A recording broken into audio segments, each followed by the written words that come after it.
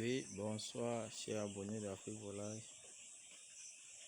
Nous sommes toujours avec notre bande de 1000 sujets en phase de démarrage, plus particulièrement en phase de chauffage. Nous sommes à la 6e journée de notre phase de chauffage. Comme vous pouvez le constater, nos sujets sont bien encadrés dans une partie de notre bâtiment qui a été quadrillé après avoir pris les mesures nécessaires. Cette partie est appelée box de chauffage. C'est dans cette partie que nous réalisons le chauffage durant la période qui dure généralement entre 1 et 14 jours. Ça dépend du moment de l'année. Comme présentement, nous sommes à une période où la chaleur est élevée, c'est-à-dire une période de soleil. Le chauffage se fait particulièrement en soirée lorsqu'il n'y a plus de soleil. En journée, nous arrêtons le chauffage puisque avec le soleil, la salle chauffe d'elle-même. Et lorsque le soleil est important, c'est-à-dire en journée, la chaleur est importante, on essaye de lever ces nylons que vous voyez là, ce plastique qui est là pour conserver la chaleur, on essaie de lever pour pouvoir permettre à l'air d'entrer dans la partie quadrillée afin que les sujets ne soient pas morts de chaleur. Donc, comme nous avons dit, le chauffage c'est pour chauffer, mais c'est pas pour cuire les sujets. Ça veut dire la température doit être régulière. Je vais essayer un peu de faire un passage que vous puissiez voir l'intérieur et voir quand est-ce qu'on dit que le chauffage il est bon. Déjà, il faut prendre la température de la salle, mais lorsque la température est bonne, vous n'avez pas besoin d'un thermomètre ou quoi que ce soit. Vous-même, vous pouvez déjà constater à l'intérieur de la salle comment les sujets sont régulièrement espacés. Qu'est-ce qu'on entend par régulièrement espacés? Ça veut dire les sujets ne sont pas attroupés quelque part, les sujets sont bien espacés dans la salle. Ça veut dire que la température elle est bonne. Il y a une très bonne température. Vous voyez, le feu il est doux.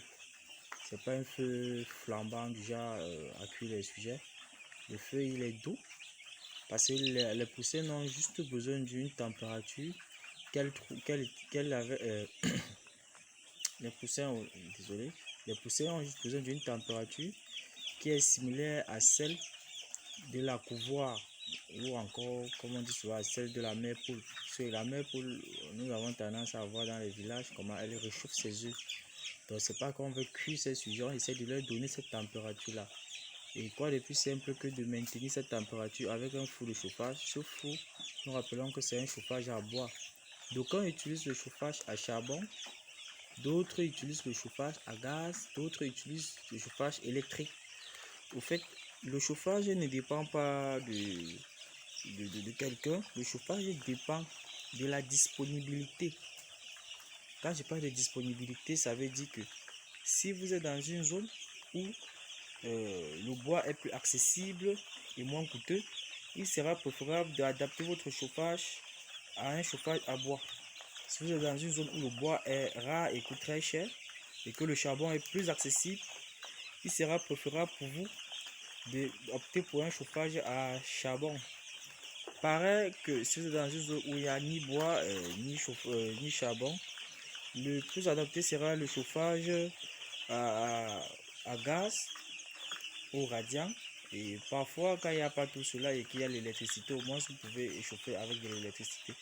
Tout dépend au fait de l'accessibilité et du coût. Donc, pour produire un poulet déchet à 45 jours à un coût bas, vous devez vous rassurer que les dépenses puissent être les plus petites possibles sur le marché ou dans votre zone. Parce que vous ne pouvez pas quand même produire un poulet cher et aller vendre ça moins cher, ça sera de la perte. Donc le coût du chauffage aussi, c'est important. C'est important. Il ne faudrait pas opter pour un chauffage qui doit augmenter le coût de production. Là où seraient les sérieux problèmes lors de la vente, puisque la vente elle est stable. Et elle varie rarement. Les clients se plaignent. Donc il faut produire un bas coût. Comme nous avons dit tout à l'heure, nous sommes au 6e jour. Regardez, je suis dans la salle. Les sujets sont régulièrement espacés. Ça veut dire que je n'ai pas besoin de thermomètre. je sais que si mes sujets sont régulièrement espacés, ça veut dire qu'il n'y a pas une zone qui est plus chaude que l'autre. Par conséquent, la température elle est bonne. Comment est-ce qu'on comprend que la température n'est pas bonne dans la salle? Quand vous entrez dans une salle, vous-même, vous ressentez la chaleur de la salle. Présentement, si je ressens cette chaleur, elle est vivable pour moi déjà. Ça veut dire que pour mes sujets, ça peut passer. Mais si déjà moi, je me sens mal à l'aise dans cette chaleur, ça veut dire que mes sujets aussi ne peuvent pas se sentir à l'aise. Déjà, si vous vous sentez bien et que de deux, les sujets sont répartis comme vous voyez dans la salle, et que de trois, ils ne crient pas, alors votre chauffage, la température est en bon terme. S'il arrive maintenant que vos sujets se rapprochent plutôt vers le four de chauffage que voici, ça veut dire qu'ils fuient les parois, ils se rapprochent vers le bouche. Ça veut dire que la chaleur, elle est insuffisante. Donc les sujets ont froid, ils se rapprochent. Parfois, ils créent des touffes, ils s'entassent pour se serrer afin de produire de la chaleur. Et à ce moment-là, ils s'étouffent. Donc on meurt. Ouais. Maintenant, et si vous constatez que les sujets ont tendance à fuir le four de chauffage, ils vont vers les parois, se serrer, ça veut dire que la source de chaleur, elle est importante. Elle dépasse la norme. Donc du coup, le chauffage, la chaleur est excessive. Il faut donc voir comment la baisser, soit peut-être en diminuant le bois ou le charbon, ça va dépendre. Là, vous allez revoir qu'ils vont revenir à la normale. Ils vont revenir à la normale. J'ai dit tantôt que nous sommes à la 6e journée. Demain, c'est la 7e journée. Nous allons procéder à la vaccination. Le premier vaccin du Gumboro, ça sera pour la journée de demain. Et pour cela, cette journée a été consacrée juste pour les préparer à recevoir ce vaccin. Et ce vaccin, c'est quoi au juste? La préparation, en fait, c'est quoi? C'est déjà stopper tout antibiotique. Comme vous voyez de l'eau, il n'y a pas d'antibiotique là-dedans. On a mis le pâteau-protecteur juste pour les nettoyer. Voilà. Ou vous donnez de l'eau simple. Ça dépendra de vous. Donc, généralement, on donne un pâteau-protecteur afin de nettoyer les résidus d'antibiotiques qu'ils ont reçus les journées précédentes. Dans la 6e journée, on essaie de les nettoyer afin de les vacciner demain. Et ce que nous allons faire demain, c'est quoi? Nous allons les assoiffer au moins pour 1 à 1h30 de temps, afin que lorsque nous allons poser le vaccin, puisque la durée du vaccin est de 2 journées, et de 2 heures autant pour moi, donc elle ne peut pas excéder 2 heures. Après 2 heures, le vaccin n'est plus valable. Parce qu'on dit généralement que il n'y a pas de mauvais vaccin, mais il y a de mauvaises pratiques de vaccination. Ça veut dire que le vaccin en soi peut être bon, mais vous donnez mal le vaccin. Du coup, le vaccin ne sera plus efficace. Donc, il va falloir les assoiffer 1 heure ou 1h30 au préalable, afin que lorsqu'on doit poser le vaccin, nous sommes sûrs que les sujets vont se précipiter vers là pour consommer. Parce que le plus important, c'est que ces sujets consomment le vaccin. S'ils ne consomment pas le vaccin, ils ne seront pas vaccinés. Or, lorsque vous mettez le vaccin, la durée n'est que de 2 heures. Ça veut dire que le sujet n'a pas toute la journée pour consommer. Il n'a que 2 heures de temps. Comment on fait? La raison pour laquelle on les assoiffe pour les exciter à boire le moment dont on va déposer. Et après la vaccination, on doit leur donner un anti-stress. L'anti-stress, c'est pourquoi? Parce que le vaccin, c'est une opération qui stresse beaucoup les sujets. Lorsqu'on effectue le vaccin, généralement, les sujets sont un peu tendus. Et c'est pas bien. Donc après ça, on peut juste leur donner un anti-stress et un peu de l'eau pour que le vaccin puisse faire effet. Et la journée qui suit, on peut continuer le traitement selon la prophylaxie que vous suivez. Donc en période de vaccin, évitez de donner déjà les antibiotiques au sujet. Question pour eux de pouvoir mieux ingérer le vaccin et que le vaccin soit efficace. Comme vous avez remarqué, dans la salle, la salle elle est grande, mais nous avons délimité une partie. C'est ça qu'on appelle chauffage, démarrage dans une partie du bâtiment. Ça veut dire qu'on n'a pas une salle de chauffage spéciale. On a notre bâtiment où on élève. On délimite une partie dans ce bâtiment pour pouvoir effectuer notre chauffage. Comme vous avez vu, on essaie de quadriller. On construit ce qu'on appelle un box de chauffage. Maintenant, vous avez vu ces nylons. D'aucuns utilisent des bâches très lourdes.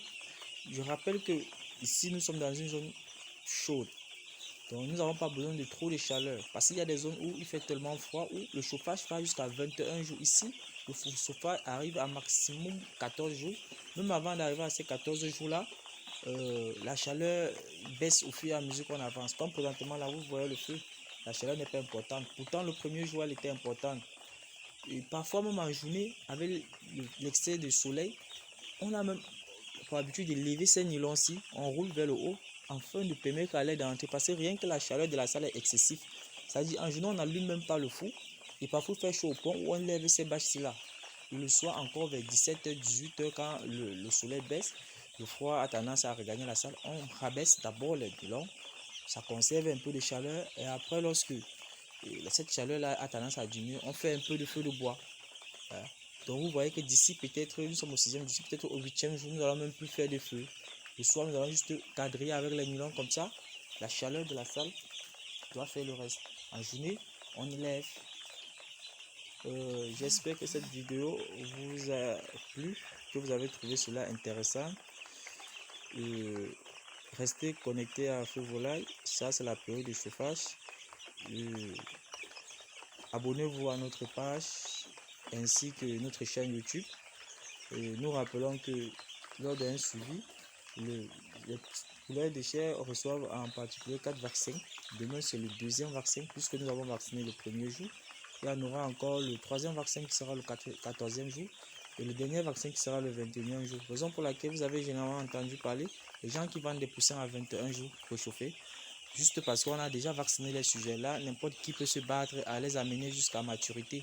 Parce que la phase de 21 premiers jours, c'est une phase vraiment réservée à des gens qui maîtrisent la chose. Après cela, une personne bien avertie peut continuer à partir de 21 jours sans souci. Donc, c'était un plaisir pour moi de partager avec vous cette expérience. Nous rappelons que nous sommes dans les locaux d'Afrique Volaille, de Douala. Et restez connectés, comme j'ai dit, pour recevoir beaucoup plus d'autres vidéos.